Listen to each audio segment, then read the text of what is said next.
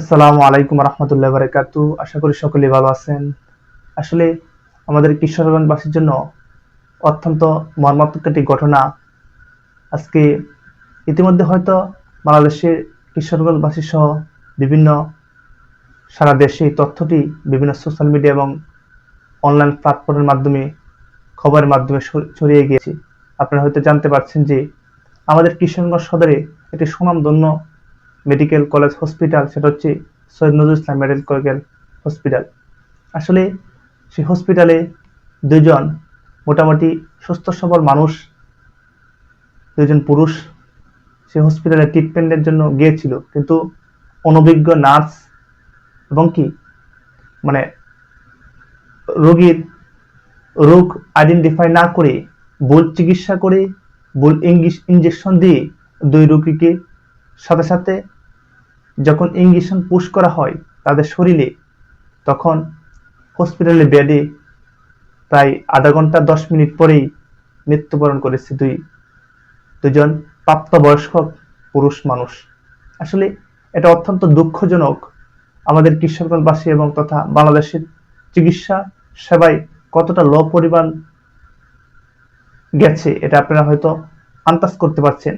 আসলে আপনারা আপনারা ওনার রোগ আইডেন্টিফাই করতে পারতেছেন না, ভালো কথা। রোগ চিহ্নিত করতে পারছেন না, ভালো কথা। আপনি ওনাকে রেফার করে দিন, তাহলে আপনি কেন ভুল ট্রিটমেন্ট করবেন? আসলে আমরা এর দৃষ্টান্তমূলক শাস্তি চাই এবং কি ওই নার্সকে ওই পদ থেকে বহিষ্কার করে এবং কি ওনাকে আইনের আওতায় এনে তার দৃষ্টান্তমূলক শাস্তি চাই এবং হসপিটাল কর্তৃপক্ষকে এর জবাবদিহিতার কাঠগড়ায় দাঁড়াতে হবে। আসলে আপনারা জেনে অবাক হবেন যে এই সৈয়দ নজরুল ইসলাম মেডিকেল কলেজ হসপিটালে ইতিপূর্বে আরো অনেক ঘটনা এমন হয়েছে, হয়তো সোশ্যাল মিডিয়া এবং খবরের মাধ্যমে আমরা জানতে পারি নাই। হসপিটাল কর্তৃপক্ষ এটা আড়াল রেখেছে। প্রতিনিয়ত এমন মৃত্যু হসপিটালে ঘটতেছে।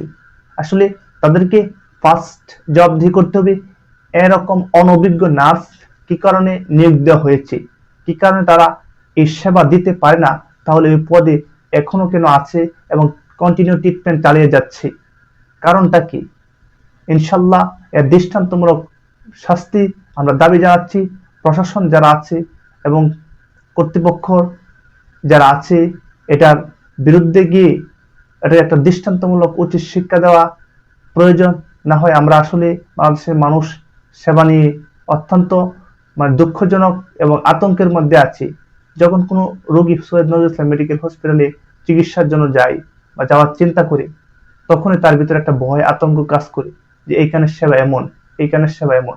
আপনারা হয়তো ইতিমধ্যে জানতে পারছেন, আসলে যারা মৃত্যুবরণ করেছে দুইজন রোগী, তাদের ক্ষতিপূরণ দেওয়া তো আসলে মৃত্যুর বদলা যে টাকা দিয়ে কোনোদিন ঋণ শোধ হবে না।